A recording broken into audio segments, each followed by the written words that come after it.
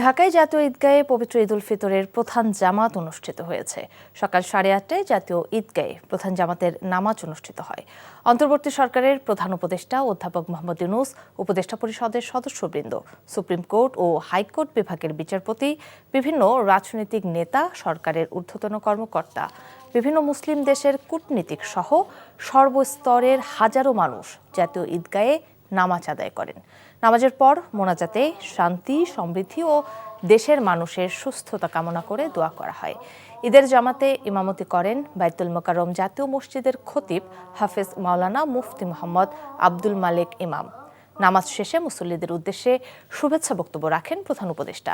এদিকে সকাল 7টায় জাতীয় মসজিদ বাইতুল মোকাররমে ঈদ জামাত অনুষ্ঠিত হয়েছে। ঈদ দূরত্ব ঘোচানোর দিন,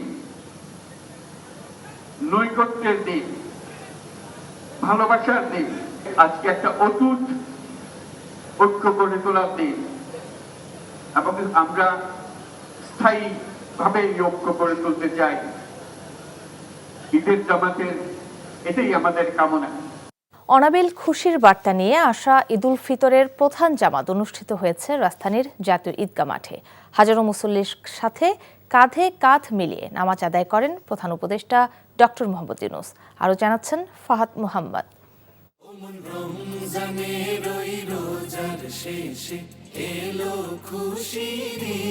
রাজধানীর সব পথ যেন মিশে গেছে একটি পথে। জাতীয় ঈদগাহ মাঠে প্রবেশের দীর্ঘ সারিতেও ছিল আত্মীয়তার স্পর্শ, ভ্রাতৃত্বের বন্ধন। হাজারো মুসল্লির পদচারণায় কানায় কানায় ভরে ওঠে জাতীয় ঈদগাহ।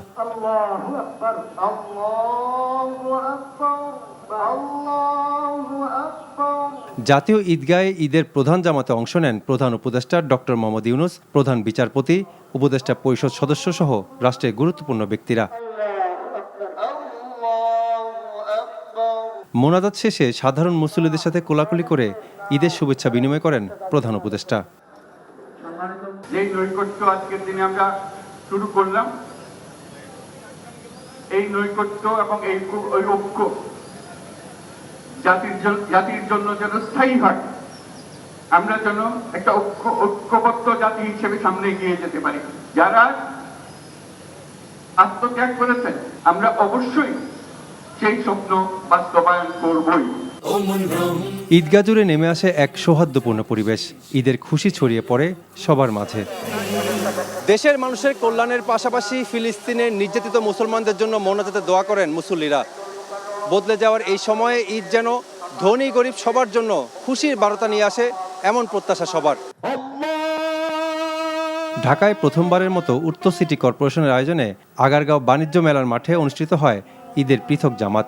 সেখানে অংশ নেয় সর্বস্তরের সাধারণ মানুষ। ঈদুল ফিতরের প্রথম জামাত সকাল 7টায় অনুষ্ঠিত হয় জাতীয় মসজিদ বাইতুল মোকাররমে। পরপর 5টি জামাতে অংশ নেয় রাজধানীর লাখো মুসল্লি। Fahad Mohammad, NTV news, Dhaka. সারা দেশে পালিত হচ্ছে পবিত্র ঈদুল ফিতর। দিনাজপুরে গোরে শহীদ ঈদগাহে ঈদুল ফিতরের নামাজ অনুষ্ঠিত হয়েছে। লক্ষাধিক মুসল্লি নামাজ আদায় করেন। শোলাকিয়ার পরেই এই মাঠে অনুষ্ঠিত হয় দেশের দ্বিতীয় বৃহত্তম ঈদের জামাত। চট্টগ্রামে প্রধান ঈদ জামাত অনুষ্ঠিত হয়েছে জমিয়তুল ফালাহ জাতীয় মসজিদ মাঠে। এতে উপদেষ্টা ফারুক আজম, city mayor doctor Shahadat Hossain, বিভিন্ন রাজনৈতিক দলের নেতা ও বিভিন্ন শ্রেণী পেশা মানুষ অংশ নেন। খুলনায় ঈদের প্রধান ঈদ জামাত সকাল 8টায় সার্কিট হাউস ময়দানে অনুষ্ঠিত হয়েছে। নামাজ শেষে মোনাজাতে দেশ ও জাতির কল্যাণ কামনা করা হয়। রাজশাহীতে ঈদের প্রধান জামাত অনুষ্ঠিত হয়েছে নগরীর হজরত শাহ মখদুম ঈদগাহ ময়দানে। হাজারো মুসল্লি এ জামাতে অংশ নেন। রংপুরে ঈদুল ফিতরের প্রধান জামাত কালেক্টরেট ঈদগাহ মাঠে অনুষ্ঠিত হয়েছে। এছাড়াও দেশের বিভিন্ন স্থানে ঈদের জামাত অনুষ্ঠিত হয়েছে। প্রথমবারের মতো ঢাকাবাসীর জন্য আনন্দ র্যালির আয়োজন করে ঢাকা উত্তর সিটি কর্পোরেশন। আগারগাঁওয়ের পুরাতন বাণিজ্য মেলার মাঠ থেকে শুরু হয়ে জাতীয় সংসদ ভবনের দক্ষিণ পাশে গিয়ে শেষ হয় র্যালিটি। রিপোর্টে আরও জানাচ্ছেন হাসান জাবেদ।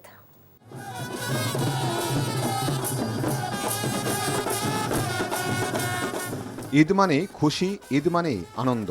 সেই আনন্দে যদি বাড়তি যোগ হয় ঢাক, ঢোল আর বাজনার তাল, সাথে থাকে সুসজ্জিত মুঘল আমলের মতো ঘোড়ার গাড়ি, তাহলে তো আনন্দের ষোলকলাই পূর্ণ হয়। বহু বছর পর মুঘল আমলের আদলে আয়োজন করা হয় এমন শোভাযাত্রার। 400 বছর আগের ঐতিহ্যকে স্মরণ করার চেষ্টায় আনন্দে মাতেন নগরবাসী। এত সুন্দর উৎসব মুখর ঈদ আমি কখনো পাইনি। আমরা 4 জনকে নিয়ে আসছি, আলহামদুলিল্লাহ আপনাদের কাছে অনেক ভালো লাগতেছে। ব্যবসা গরম উপেক্ষা করে সবার এই শোভাযাত্রাই বলে দেয় অনাগত যাত্রার আনন্দ উচ্ছ্বাস আর বাধাহীন ঈদ উদযাপনের পথ চলা। সুন্দর ও শান্তির বারতা ছড়িয়ে ঈদের খুশি বারবার ফিরবে, সব প্রত্যাশা আর প্রাপ্তির ঝাঁপি খুলে। দুঃখ আর ব্যর্থতার সবকিছু ভুলে সুখের সেসব বার্তাই যেন শোভা পেয়েছে বর্ণাঢ্য ঐতিহ্যের শোভাযাত্রায়। ছোট বড়, নারী পুরুষ, মত পথ আর বয়সের ভেদাভেদ ভুলে শোভাযাত্রায় রঙিন করেছে ঈদের আনন্দ। সবার কণ্ঠেই ছিল ঈদ শুভেচ্ছা। 1 মাস সিয়াম সাধনার পর ঈদ জামাত শেষে এই ঈদ র্যালিতে অংশগ্রহণ করতে পেরে নগরবাসী বেশ আনন্দিত, উচ্ছ্বসিত। তারা চাচ্ছেন আগামী দিনগুলোতে যেন সবাই ঐক্যবদ্ধভাবে এভাবেই আনন্দে দিন কাটাতে পারেন। আগারগাঁও থেকে শুরু হওয়া এই ঈদ আনন্দ শোভাযাত্রাটি জাতীয় সংসদ ভবনের দক্ষিণে গিয়ে শেষ হয়।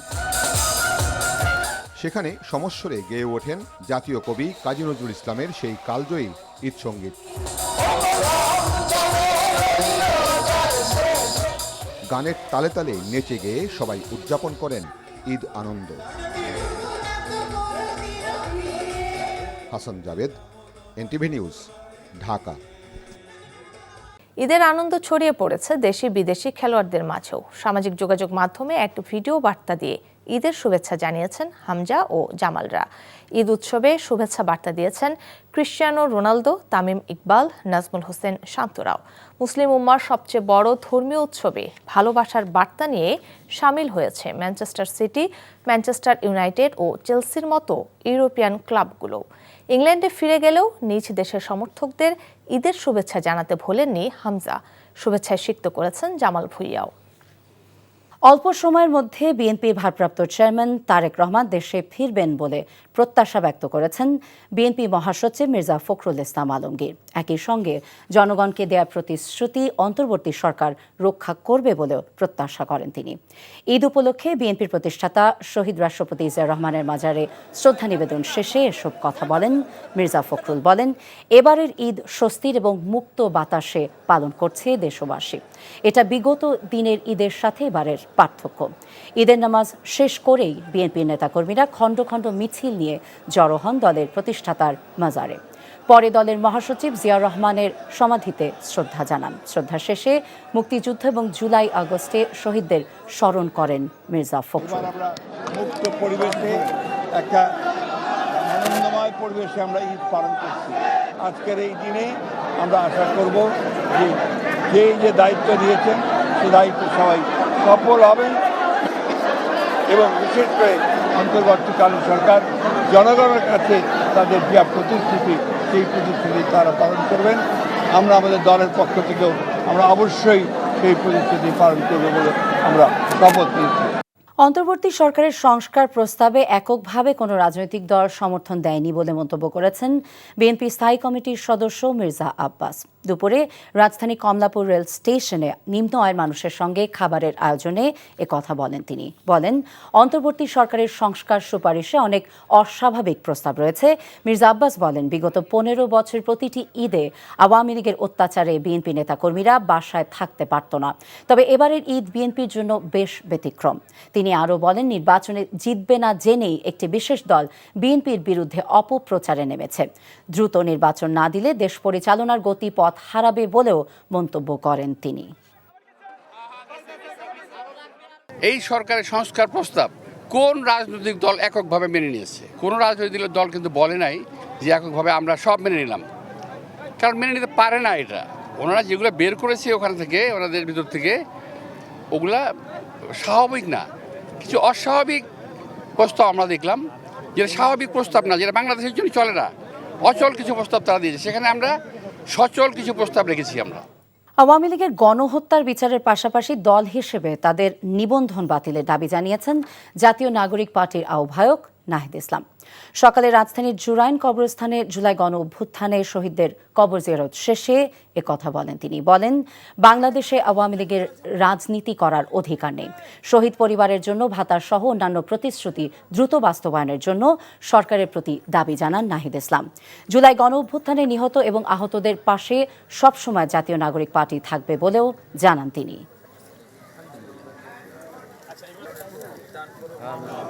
আওয়ামী লীগ বাংলার মাটিতে আর রাজনীতি করতে পারবে না। 5ই আগস্ট আওয়ামী লীগ এবং মুজিববাদের বিরুদ্ধে বাংলাদেশের জনগণ রায় দিয়েছে।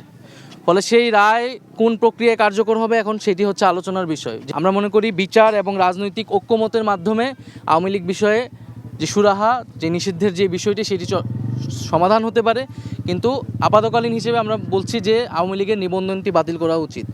জুলাই আন্দোলনে আহতদের আরও উন্নত মানের চিকিৎসা সেবা নিশ্চিত করার জন্য সরকারের প্রতি আহ্বান জানিয়েছেন ঢাকা মহানগর উত্তর বিএনপির আহ্বায়ক আমিনুল হক। সকালে অ্যাসোসিয়েশন অফ ইঞ্জিনিয়ার্স বাংলাদেশ অ্যাবের উদ্যোগে পঙ্গু হাসপাতাল এবং জাতীয় চক্ষু বিজ্ঞান ইনস্টিটিউট হাসপাতালে আহতদের মাঝে ঈদ উপহার বিতরণ শেষে তিনি এই আহ্বান জানান। আমিনুল বলেন, আহত এবং শহীদ পরিবারের পাশে বিএনপি সবসময় আছে এবং থাকবে। এ সময় অ্যাবের সাবেক মহাসচিব প্রকৌশলী আলমগীর হাসিন আহমেদ সহ অন্যান্য নেতারা উপস্থিত ছিলেন। দেশবাসীকে ঈদের শুভেচ্ছা জানিয়ে জামায়াতে ইসলামের আমির ডাক্তার শফিকুর রহমান বলেছেন, ভিন্ন পরিবেশে শান্তিপূর্ণভাবে ঈদ পালন করছেন দেশবাসী। বাংলাদেশে আজকের ঈদটা একটু ভিন্ন।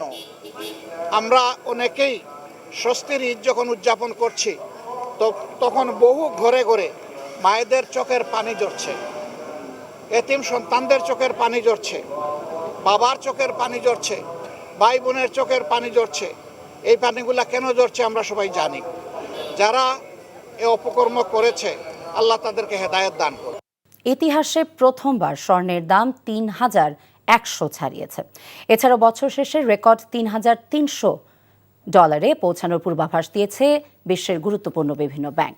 বার্তা সংস্থা রয়টার্স জানায়, আজ বিশ্ববাজারে স্পট স্বর্ণের দাম আউন্স প্রতি রেকর্ড $3,106.50 পৌঁছেছে। এবছর স্বর্ণের দাম বেড়েছে 18%-এরও বেশি। চলতি মাসের শুরুর দিকে স্বর্ণের দাম প্রথমবারের মতো $3,000 ছাড়ায় দাম আরও বাড়তে পারে বলে পূর্বাভাস দিয়েছে গোল্ডম্যান স্যাশ, ব্যাংক অফ আমেরিকা এবং ইউবিএস। বছরের শেষ নাগাদ স্বর্ণের দাম $3,300 পৌঁছানোর পূর্বাভাস গোল্ডম্যান স্যাশের। বিশ্লেষকরা বলছেন, অর্থনৈতিক অস্থিতিশীলতা, ভূ রাজনৈতিক টানাপোড়েন এবং মুদ্রাস্ফীতির সম্পর্কে বাড়তি উদ্বেগের প্রতিফলন এটি। যাতে কারো ভয়ে কাউকে চলতে না হয় সেজন্য সবাইকে ঐক্যবদ্ধ হয়ে দেশের শান্তি বজায় রাখার আহ্বান জানিয়েছেন প্রধান উপদেষ্টা ডক্টর মোহাম্মদ ইউনূস। একে অন্যের মধ্যকার দূরত্ব ঘুচিয়ে পরস্পরের প্রতি সহনশীল হবার আহ্বানও জানান তিনি। রাজধানীর আগারগাঁওয়ে প্রধান উপদেষ্টার কার্যালয়ে সব শ্রেণী পেশার মানুষ ও কূটনীতিকদের সাথে শুভেচ্ছা বিনিময় করে তিনি একথা বলেন। বিএনপি মহাসচিব, জামায়াতে ইসলামের আমির সহ বিভিন্ন রাজনৈতিক দলের নেতা ও বিভিন্ন পেশাজীবীরা ও কূটনীতিকরা অংশ নেন ঈদ শুভেচ্ছা অনুষ্ঠানে। শীঘ্রই বিএনপির ভারপ্রাপ্ত চেয়ারম্যান তারেক রহমান দেশে ফিরবেন বলে প্রত্যাশার কথা জানিয়েছেন বিএনপির মহাসচিব মির্জা ফখরুল ইসলাম আলমগীর। ঈদ উপলক্ষে বিএনপির প্রতিষ্ঠাতা শহীদ রাষ্ট্রপতি জিয়াউর রহমানের মাজারে ফুলের শ্রদ্ধা জানিয়ে এসব কথা বলেন মির্জা ফখরুল। আমাদের নেতা তারেক রহমান তিনি যেন অতি শীঘ্র আমাদের মাঝে ফিরে আসেন। আমরা আশা করব যে যে দায়িত্ব দিয়েছেন সে দায়িত্ব সবাই সফল হবেন এবং বিশেষ করে অন্তর্বর্তীকালীন সরকার জনগণের কাছে তাদের যে প্রতিশ্রুতি সেই প্রতিশ্রুতি তারা পালন করবেন। আমরা আমাদের দলের পক্ষ থেকেও আমরা অবশ্যই সেই প্রতিশ্রুতি পালন করব বলে আমরা শপথ নিয়েছি।